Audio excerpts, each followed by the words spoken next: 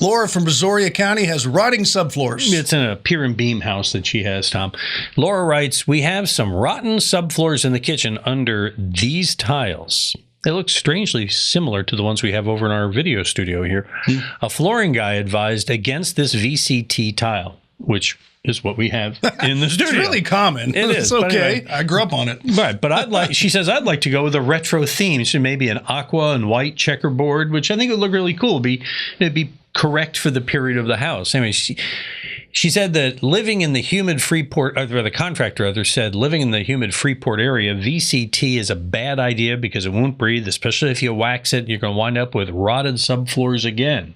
So Tom, Laura wants to know, is that true? Because he recommended porcelain tile or kitchen carpet, and she doesn't like either one of those ideas.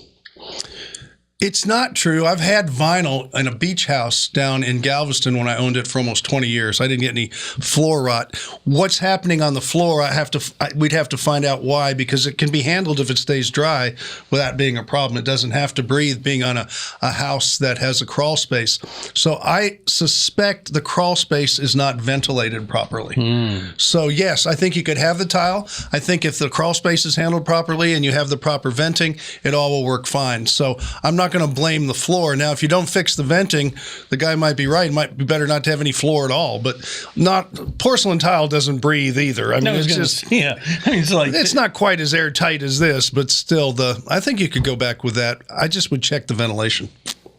I like the aqua and white checkerboard thing. That's very nice. It depends what the rest of the house looks like. It could look really cool or it could be really bad. The kitchen be really cool. It's kind of like a colonial home with Saltillo tile. It just doesn't work. I'll tell you what. She needs to go talk to Steven in Norwest to see about getting some appliances that would continue that retro look. Just saying. Yeah, just saying. Big money. Hey, he'll make it work for you.